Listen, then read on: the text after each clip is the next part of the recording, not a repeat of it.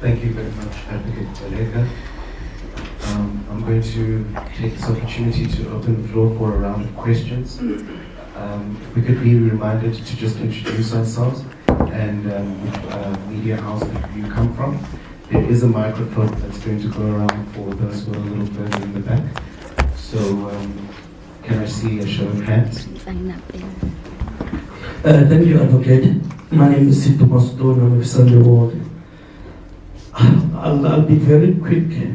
My first question is the date of 13 June 2020. Did it ever arise during your investigation? And the reason why I'm asking is because you found that there is no connection between the trip to Namibia, where the bodyguard of the president and the advisor were there. And to me, the suspects were arrested in Namibia on 13 June 2020, which is a matter of public record. And 12 days later, the president's advisor was in the Namibian territory. The people who stole from the president were in the Namibian territory. And the president's head bodyguard was in the Namibian territory. What sort of nexus are you looking at? What sort of connection are you looking at that is not satisfied by this reality? And then my last question, your preliminary report, according to those who saw it, there was an argument on whether the money had been declared within 30 days. I could go in detail, but the argument suggests that you were satisfied that on the 30th day, when the money was supposed to be declared to the Reserve Bank, it was stolen. Therefore, the president no longer had any duty to declare. But now you're saying those matters should be left to other authorities, and you mentioned the issue of resources. It does not make sense to me because at the time you issued the preliminary report, you had already used resources. So what resources are you saving when you already have a preliminary report? It comes across to me that this is some sort of a climb down. My inference, is it something where you feel like your initial argument was indefensible on the matter? The same on the issue of whether the president had to report. Those who saw the preliminary report said you were satisfied that he reported to Major General Rode, and he's a cop, therefore the matter was reported to the cops. And now you are then saying, no, this thing will be dealt with by the cops, whether or not there was a report that there was a case. Is this a climb down for you? Did you find after the submissions that were made by the complainants that you could not defend those positions? Thanks.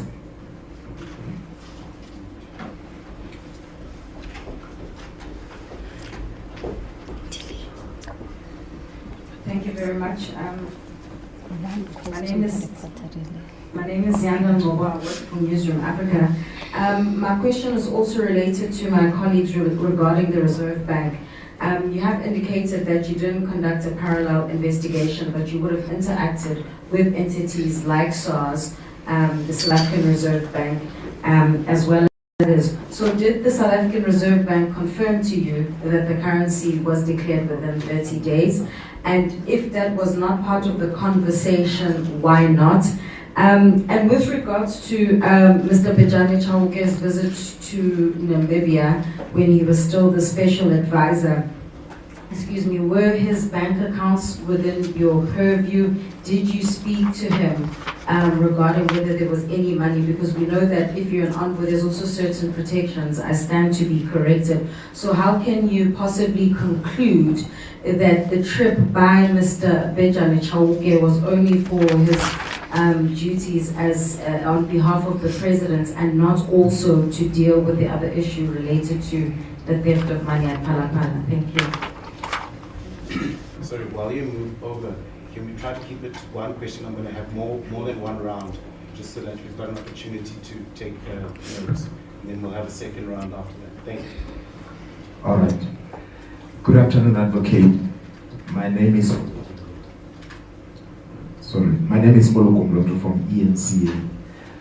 I just want to understand, because my understanding is that the president is the sole director of Ndabanyoni, a close corporate company, the company that is trading there by Phala Phala.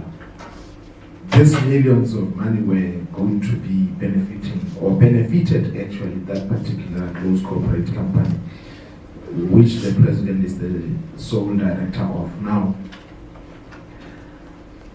I understand that the president has to declare in the financial register that I think is held by the secretary to cabinet.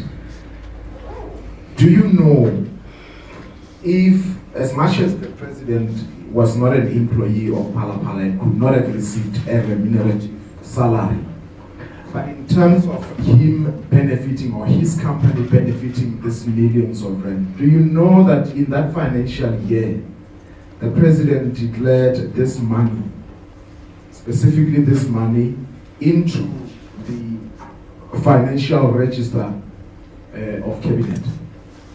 I still have more questions, by the way. We'll have another round. Okay. Okay. Is there any more? Yeah. It's hard for me to say we must do one question at a time. We'll be stuck here the entire day doing endless rounds. I just want to have one shot, a few questions, and then I'm done. Is that okay? Sorry, thank you for allowing me. My name is TB Madia. I'm with Eyewitness News. Just a few questions. One almost arriving on Zianda's one. The issue of the other institutions who are carrying out simultaneous investigations. Why not wait? You've waited this long. It's a drawn-out investigation. You have stood by, even against pressure, to release the report. Why not wait for the others to conclude? Because they might influence the overall outcome, would they not? That's the first question. Secondly, how much of this report was Advocate Busum Kwebane versus how much of it was Advocate Kalega, in that she had started the investigation? So where did you pick it up from? I know she sent out questions. And then with regards to the president's submissions, in terms of what was asked of him, did you go back, and if you didn't, I want to know why, after getting access to the affidavit? Because from what I understand, you did not initially have access to the affidavit for that criminal complaint that was laid by Mr. Arthur Fraser. I might have one more, just a very quick one. Was all the evidence just based on hearsay? Because that's been the rumor that what you're dealing with is just purely hearsay. What else did you get? I imagine you did interview Mr. Fraser. What else did you get? And was it consistent with what we've been hearing in the public domain? Thank you. I think that's it's just one from the platform. I'll read it out. I hope I'm loud enough. It's from Brian Sokotu from The Citizen. He's asking, is there any evidence that the president received no money from the Phala Phala game farm? Brian Sokotu from Citizen. Thank you.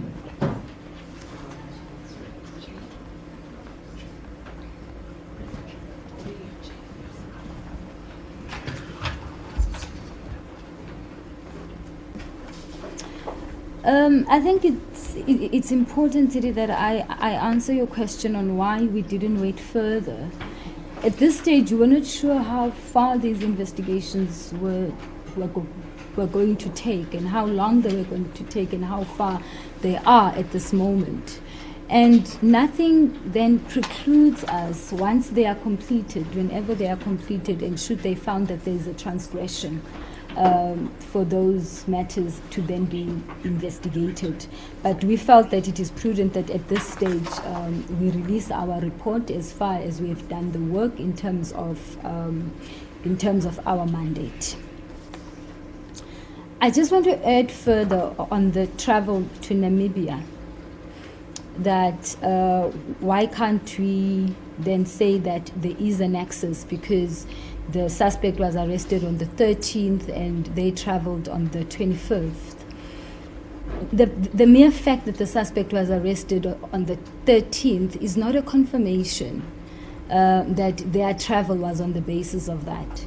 And if part of the complaint is that they were to influence the arrest of the suspect, and if the suspect was already arrested, how do we then come and say they then traveled for that particular purpose to Namibia? So we we really could not find that there is a nexus in that.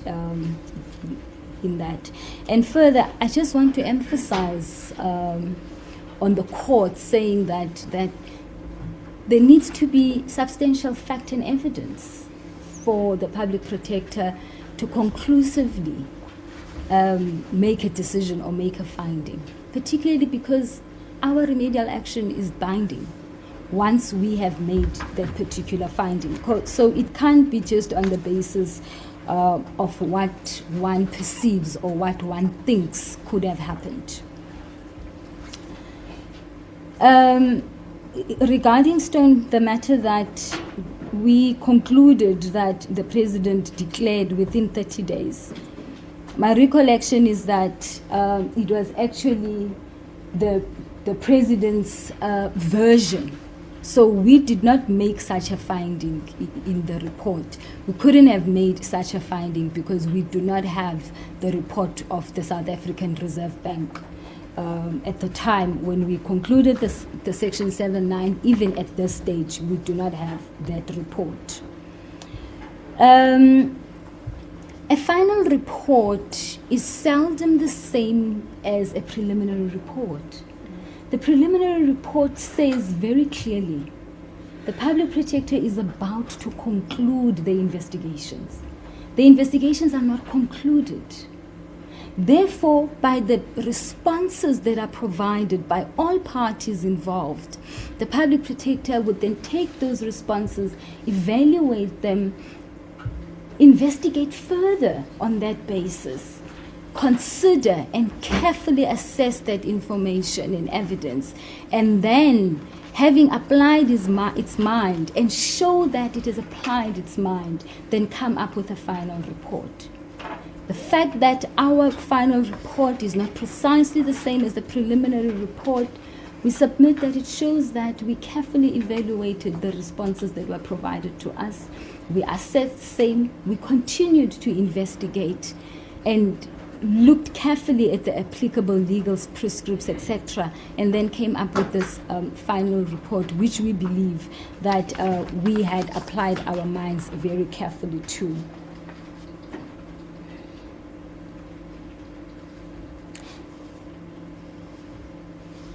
I think Vusi has answered substantially all the other questions, so that should be fine for now. Thank you all very much. Thank you all very much. Do we have follow-ups? Okay.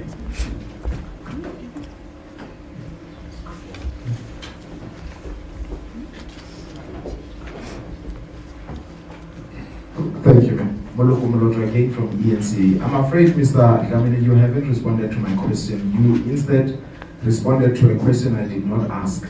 You were talking about the fact that the president, because he was not an employee or he's not an employee of Phala Phala or that company, he could not have received remunerative payment. That is not my question. My question is, since you have seen this financial register, did the president declare his financial interests, the money that was made by his company, where he is the sole director? Did he declare it in the financial register in that financial year, or since it's been 3 years now, has that been declared? That's one. Maybe educate us. Does he have to declare that in that register?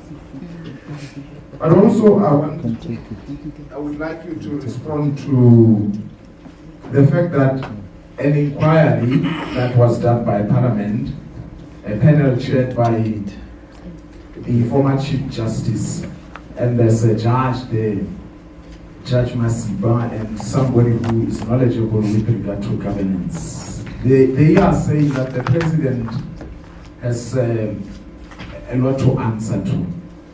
Your report says otherwise. How do you explain this? And I have respect for you as an institution, but I also have respect for the former Chief Justice. He's certainly knowledgeable when it comes to the law. If you can just tell us what this contradiction, if you can simplify it for us, the whole economy. But lastly, I'm sure you anticipated this, that there's going to be a backlash.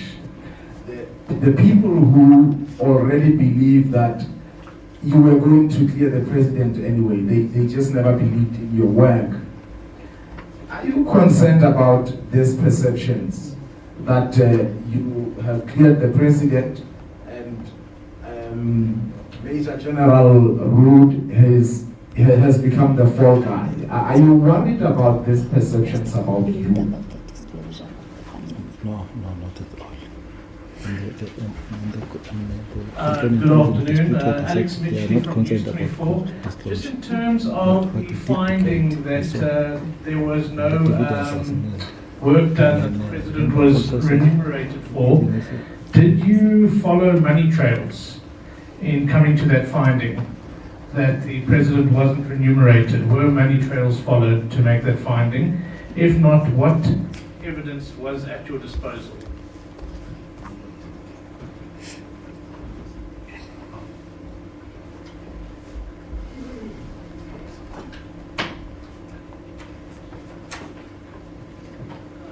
Junior Kumalo from News 24. Just a follow up on what my colleague just asked. In terms of the remuneration, there was this, you had indicated that he was not remunerated, but it was more of a declaration of financial interest. What happens as a director if he decides to use that money? Will that then count as remuneration, or what happens then?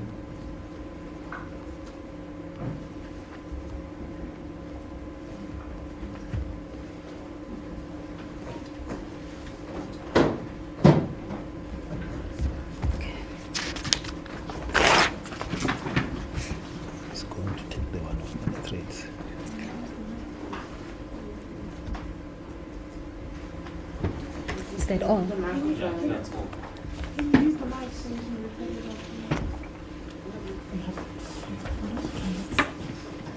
Yes.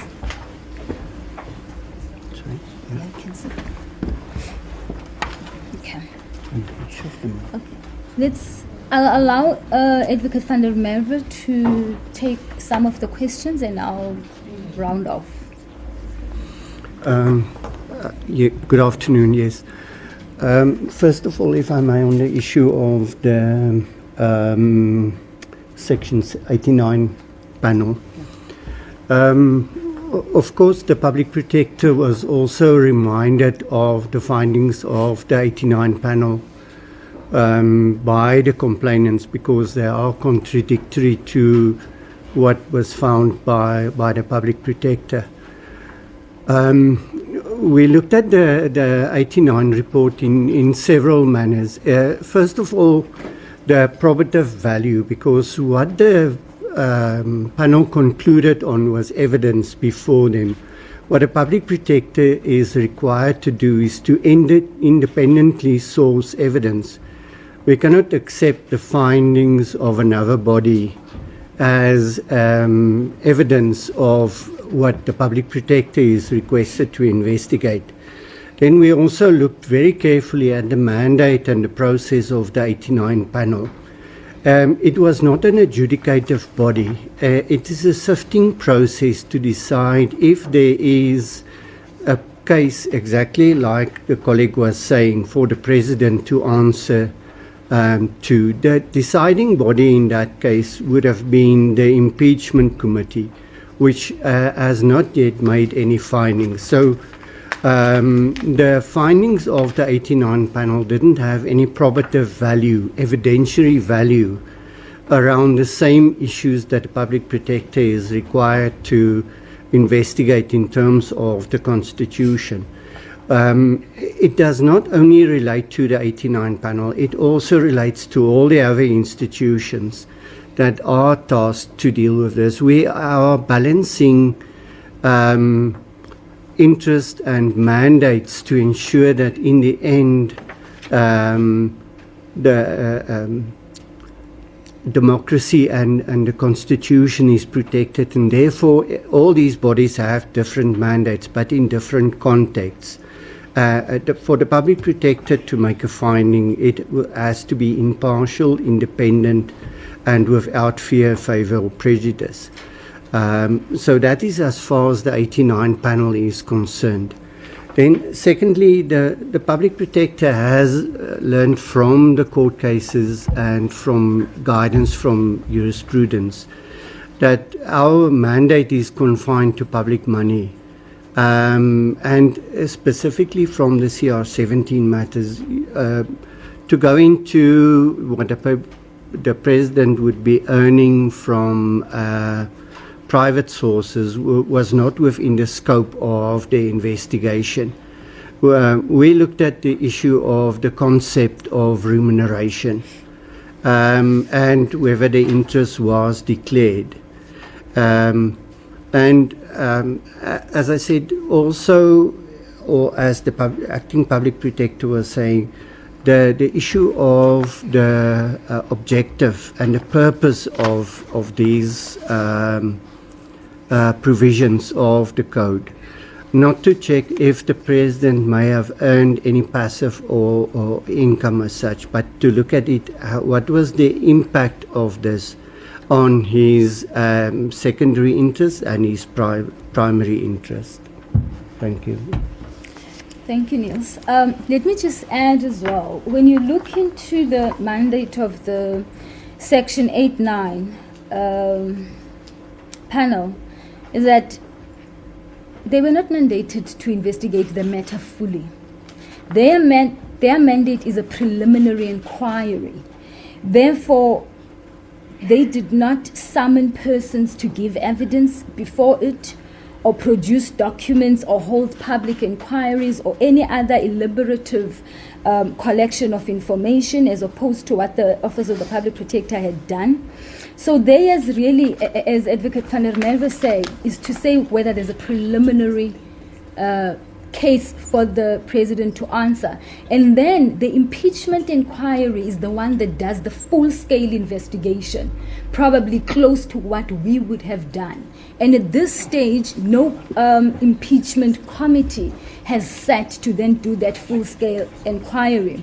But I also want just to take out from the very same report of the Section 8.9 panel that it is noted that the scope of its powers was in fact very limited, as it lacked the power to test the reliability of the information placed before it, in particular in the absence of the power to hear evidence from persons or institutions that might have information relevant to the removal of the president from office.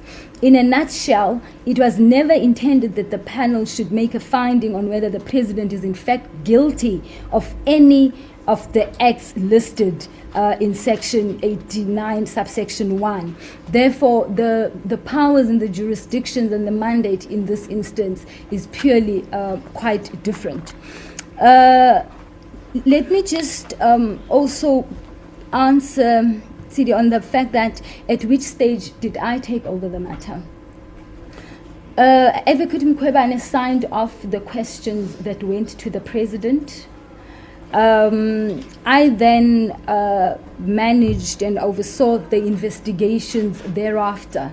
So when the responses to those questions came, I was then already the acting public protector.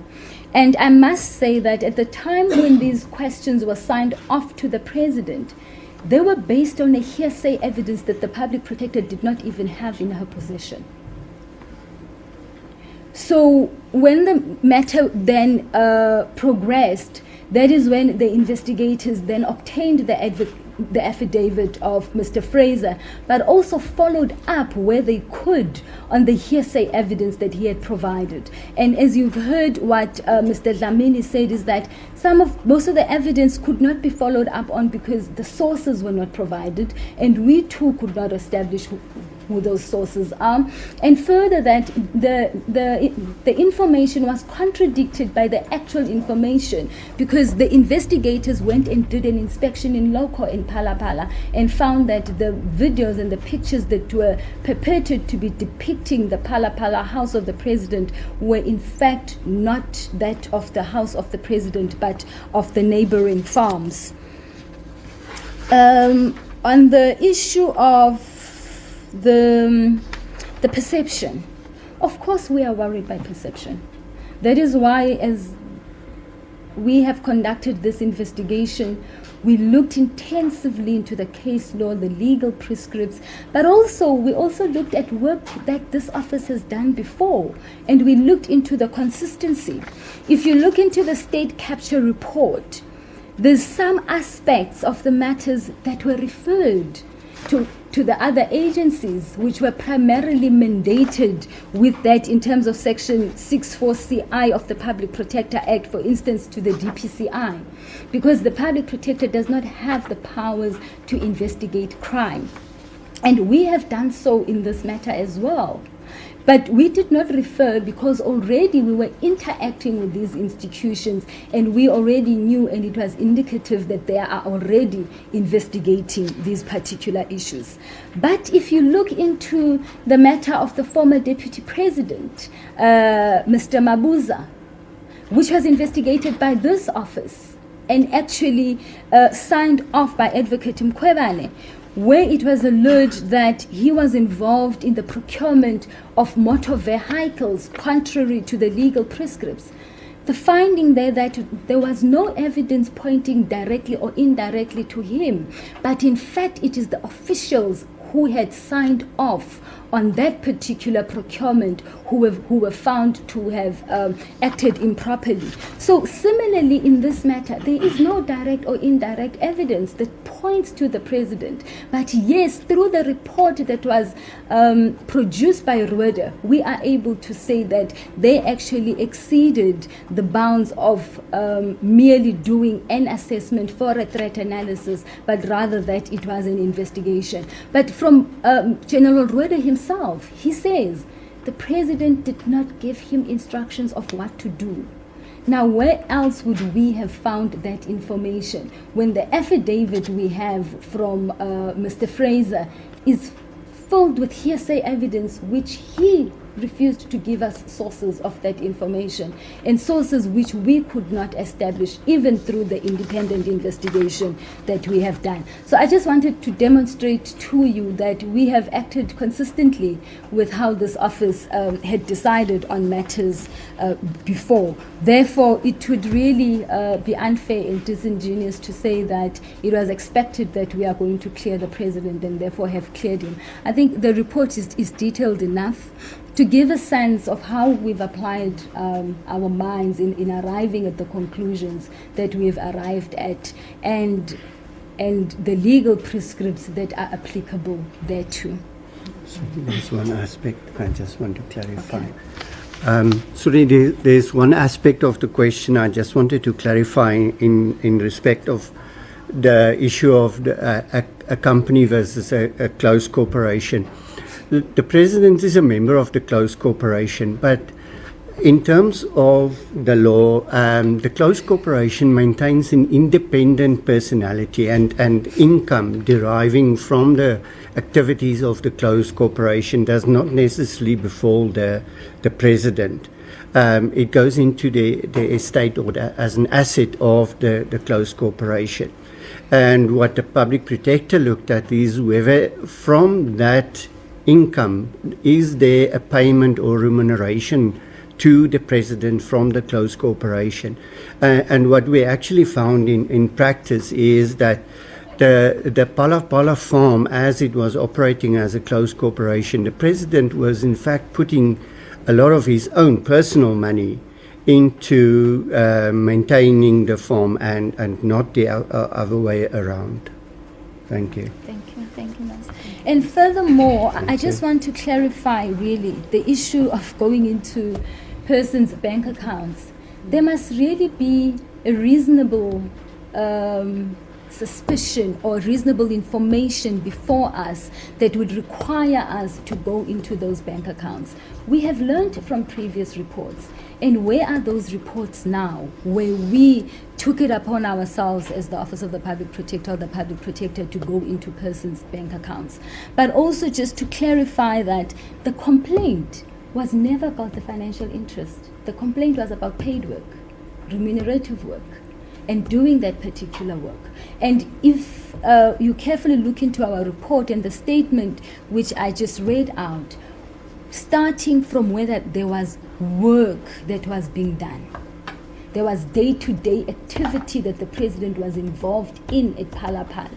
We therefore could not make that finding, having regard to the actions, the conduct, and the definition.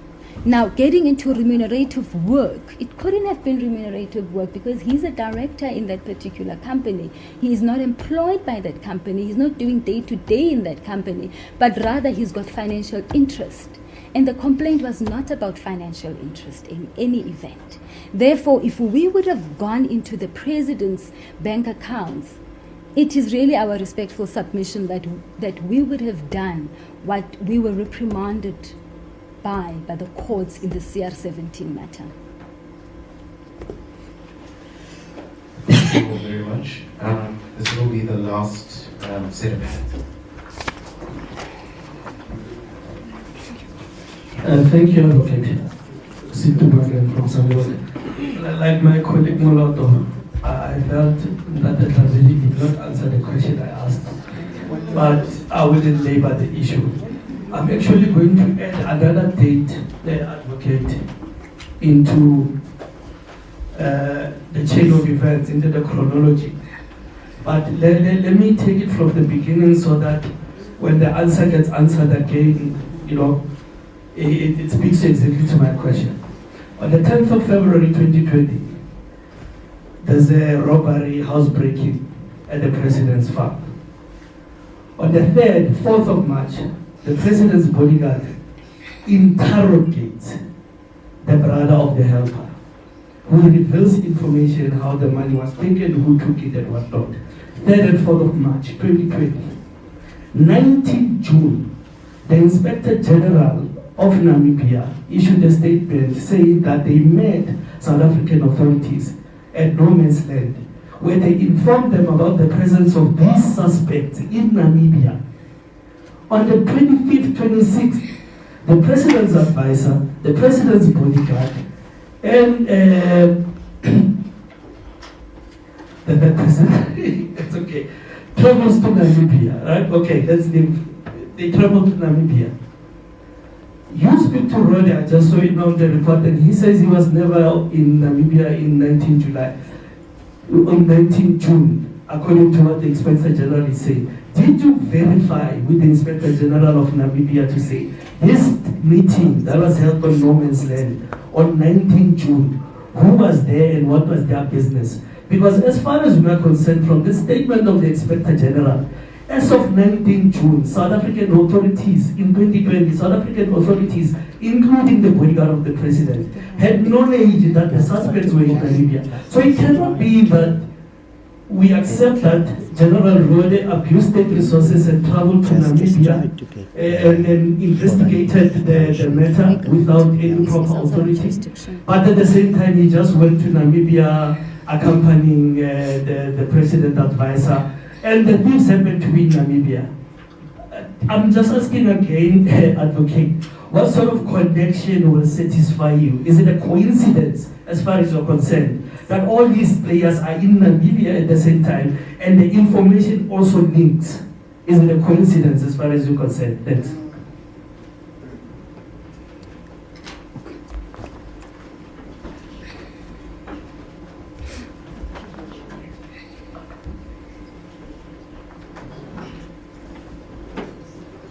Thank you so much. Franz Lwagana from Progressive Independent News Agency. You state in your report that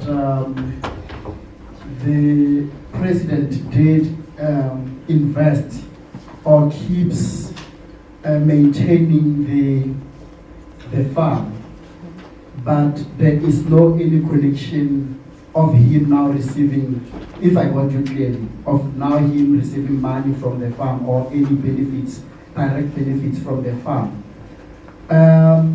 Did you ask why he keeps investing when he does not get back? And do you maybe perhaps know when is he going to get back the benefits from that farm? Thank you. Okay. The last one. Yeah, it is. All Thank right. you. So after this, thank you. Thank you. Sitima, once more. Yes, you do have a sequence of events. But what this sequence of events actually proves is evidence that we do not have. Firstly, we cannot approach the Namibian authorities because we do not have extraterritorial jurisdiction as the public protector. There is no legal prescription that grants us that jurisdiction. And the SAPS is investigating this particular issue. It is within their ambit and not within our ambit as the Office of the Public Protector. So the mere fact that there has been traveling, and also the complaint was that it was to have the suspects arrested. Now, if the suspect was already arrested, how do we then say that there is a nexus between the travel and the suspect who had already been arrested? And what would that have been for?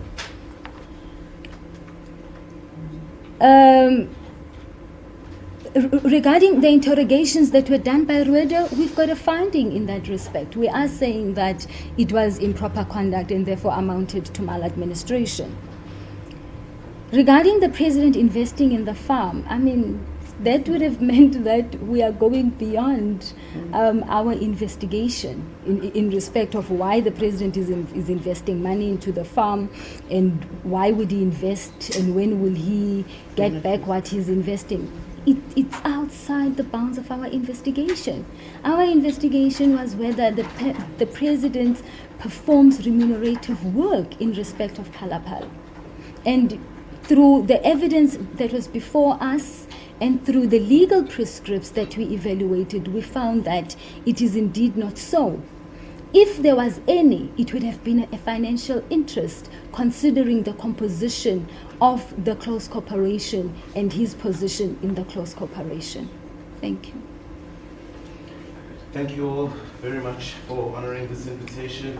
Again, once again, just like to apologize to start the note. Really do appreciate your work, and thank you for your patience and your contributions today.